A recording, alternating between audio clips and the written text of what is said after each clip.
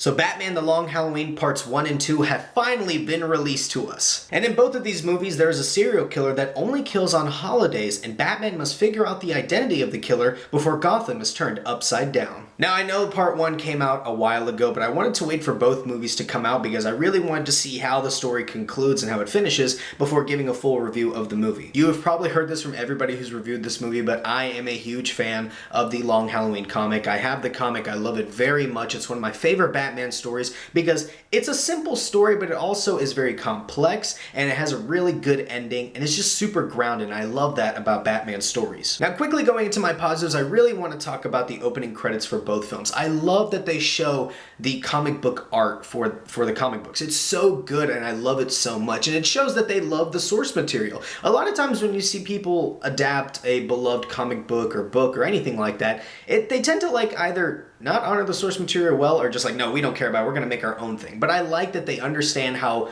important the source material is and they want to showcase it. And kind of piggybacking on that, I really do think that this was a very well adapted movie of the comic book. And that's really saying something because every time DC has adapted a comic book story, it really hasn't gone well. I think Death of Superman has been done twice, and I think they both were pretty good, but in terms of Batman stories, Killing Joke, that first half was a disaster, and then Batman Hush completely changed everything. So you haven't really had a good track record with adapting comic books into movies, except for The Dark Knight Returns. But I'm really happy to say that I thought this was a very well adapted movie. Yeah, they took their own liberties and decided to change some stuff, but I'm okay with that. And I'm just glad that they were able to honor the source material well and actually make their own thing of it to make an enjoyable film. Another personal positive I have is that the story is very well paced. I'm so happy that they decided to make 2 parts of this. Now, here's the thing. I actually would have preferred if they just made one film and make it 3 hours long, because I have no problem with that. I like sitting down watching 3-hour movies. But I'm glad that they decided to do 2 parts because Batman The Long Halloween is supposed to be a very slow burn. If you've read the comic book, you know how slow it is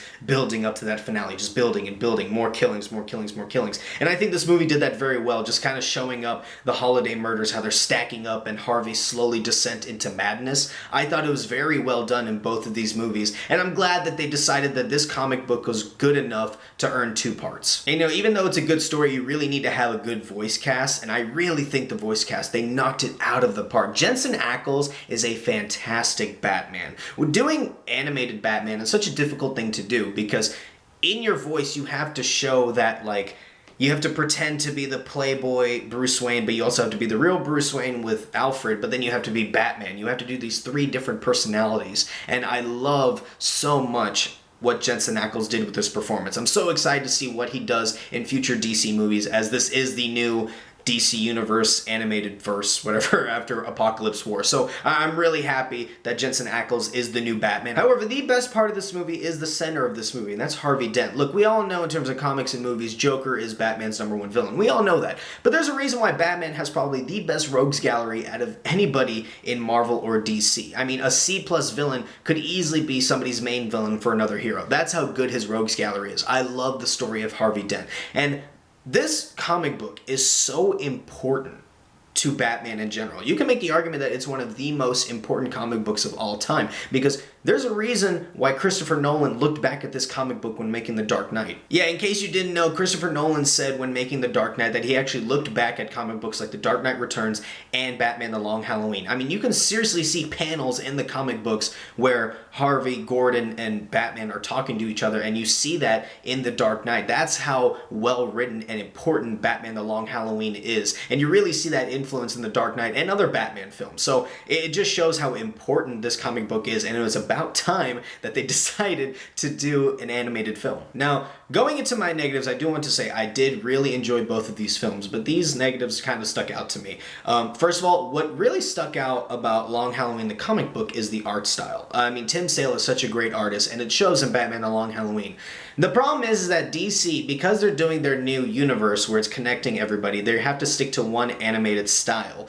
And I don't know, the animated style of the new DC movies is growing on me. It has that Archer-esque animation, which is fine. But the problem is because The Long Halloween has such unique art, it's kind of difficult to translate that onto screen when you're doing a certain animation style. Hopefully I'm making sense here. I definitely think some aspects they tried to honor it by the way they drew Poison Ivy and the way they drew Joker, but other aspects it's just not the same. Batman looks totally different in the comic books than he does in this animated movie. I kind of just wish that this was a separate movie by itself, not really connected to a universe, because I really wanted them to translate that art style perfectly into an animated movie. I wanted to see if it could be done, but unfortunately I don't think we're ever going to get that. That's just me. I really wanted Tim Sale's art to be shown on screen as best as possible. And another negative I have is the reveal of Holiday. The director even said that they were going to take liberties and change things from the comic, which again, I have no problem. You want to do something different, fine.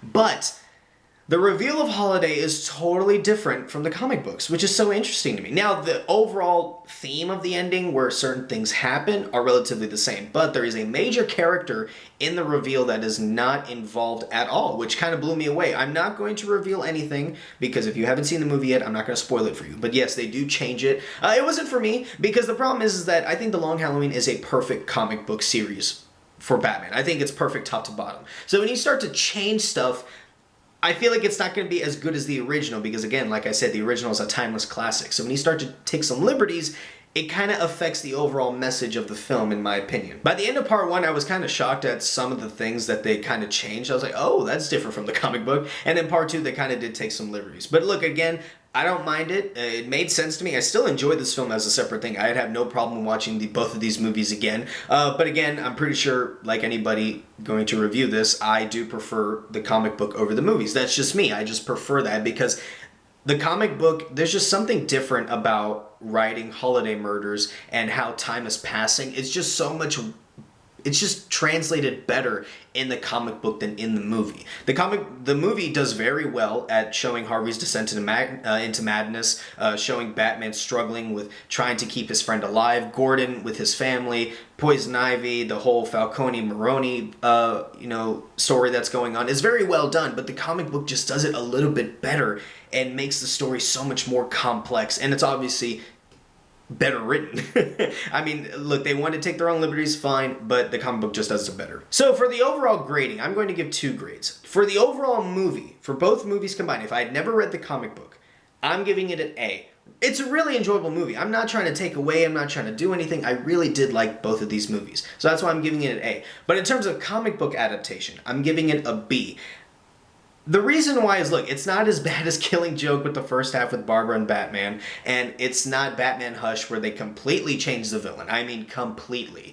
But I feel like the ending of Holiday kind of took away from the magic of the comic book, the real whodunit. That's just me. And I really wish the art style was translated well into the animated film. Again, that's just me. I know they're trying to set up the next DC universe, because there is a post-credit scene where they show Flash and Green Arrow, recruiting Batman. So it's like, oh, we're here. So I'm like, okay, so this is really kicking off what happened after the first Justice League movie. What was it? Justice League World War II or something like that. I totally forgot the title. I'm so sorry for forgetting the title. But yeah, it's the next DC universe. It's what's going to happen. It's fine. Good movie. Really enjoy it, but I do recommend the comic more. Guys, thank you so much for watching this video. If you like this video, please like, share, and subscribe. I'll see you next time.